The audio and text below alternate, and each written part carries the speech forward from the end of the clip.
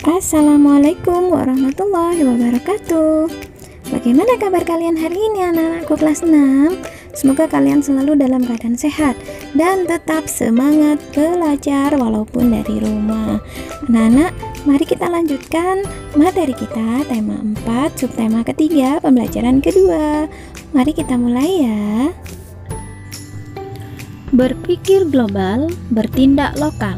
Apa makna pernyataan tersebut? Ayo kita diskusikan bersama. Nah, sekarang kalian amati poster berikut. Di sini ada tulisan berpikir global, bertindak lokal. Nah, di sini ada gambar bumi dan juga di sini adalah budaya-budaya Indonesia. Nah, itu seperti pakaian adat, senjata yang dipakai oleh masyarakat Indonesia. Nah, apa arti berpikir global, bertindak lokal? Global sendiri artinya luas atau mendunia.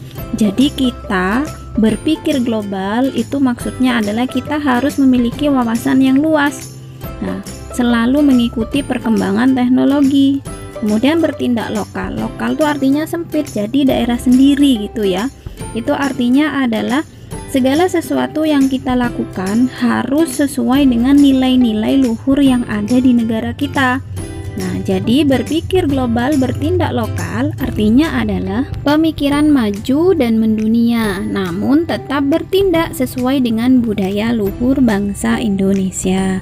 Nah, mari kita baca cuplikan berikut. Ini cuplikan berita ya. Yuk, cintai buah dalam negeri. Indonesia terkenal dengan surganya buah. Ada berbagai macam buah yang tumbuh subur di Nusantara ini. Sayangnya, buah-buah lokal ini makin lama makin tergusur karena kedatangan buah impor. Impor adalah mendatangkan buah dari luar negeri ke Indonesia. Tentu saja, buah yang didatangkan dari luar negeri itu bisa menjadi murah di sini karena buah tersebut didatangkan dalam jumlah besar. Ini dapat membuat buah lokal kalah dalam persaingan. Selanjutnya ada berita, jangan lupakan pasar tradisional. Hai kawan-kawan di seluruh Indonesia, dalam artikel ini kita akan membahas seputar pasar tradisional. Kita tidak boleh melupakan pasar tradisional dalam maraknya era globalisasi. Seperti contoh, kita pasti lebih senang berbelanja ke supermarket atau mall karena suasananya tidak pengap dan lebih nyaman untuk berbelanja dibandingkan dengan berbelanja di pasar tradisional. Apakah kalian lupa? Indonesia dari zaman dulu terkenal karena pemasaran sumber daya alamnya. Dulu, hanya ada pasar tradisional yang telah memperjualbelikan berbagai barang. Sehingga, pasar tradisional merupakan warisan budaya leluhur kita terdahulu. Mungkin, pasar tradisional sudah ada sebelum masa penjajahan di Indonesia. Banyak kapal-kapal asing berlayar ke Indonesia karena ingin membeli rempah-rempah yang terjual pasar-pasar atau tradisional. Pasar tradisional tidak akan berubah ciri khasnya secara total. Pasar tradisional tak boleh dilupakan. Ini sumbernya dari www.kidnesia.com. Selanjutnya, mari gunakan produksi dalam negeri. Menteri ESDM mengampanyekan gerakan Aku Cinta 100% Indonesia. Secara serempak seluruh yang hadir dalam acara tersebut memakai batik dan sepatu produksi dalam negeri. Gerakan Cinta Indonesia memiliki arti sangat strategis, tidak hanya untuk menghadapi tantangan krisis ekonomi global, tapi juga untuk membangun kemandirian bangsa di bidang ekonomi. Gerakan itu bukan hanya menjadi kampanye biasa, tapi menjadi gerakan bersama. Tidak bersifat statis dan bukan kebijakan proteksionis karena tidak termasuk kebijakan tarif. Potensi pasar dalam negeri sangat besar, dengan jumlah penduduk 230 juta dan hampir 50% terdiri dari penduduk berusia di bawah 29 tahun. Harus dimanfaatkan secara optimal melalui gerakan ini. Semua pihak diharapkan untuk lebih memprioritaskan penggunaan produk dalam negeri, sehingga kemandirian bangsa dapat terbangun.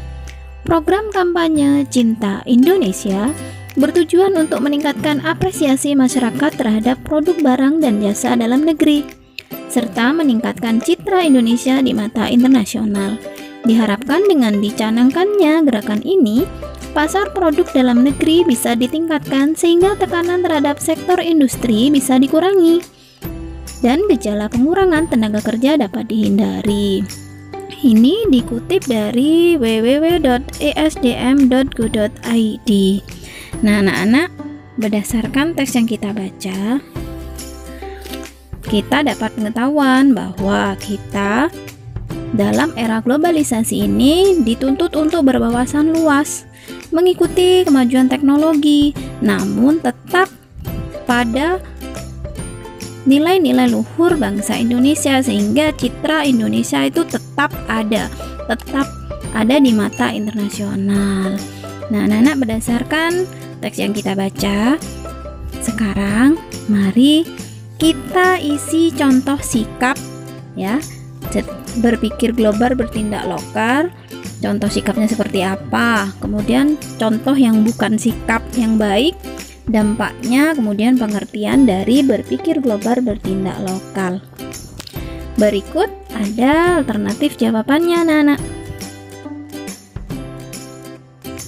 Contoh sikap yaitu yang pertama menggunakan bahasa Indonesia sebagai bahasa utama, kedua melestarikan seni tradisional Indonesia, 3 mencintai produk dalam negeri, keempat menggunakan pakaian yang sopan, kelima bersikap ramah terhadap sesama. Ini adalah contoh sikap ya, yang baik, yang sesuai. Kemudian bukan contoh sikap. Nah, ini yang tidak perlu kita tiru atau tidak patut kita contoh, yaitu menggunakan bahasa asing sebagai bahasa utama, lebih mengagumi budaya asing, memilih produk impor, menggunakan pakaian atau gaya pakaian yang terbuka, tidak bersikap ramah terhadap sesama.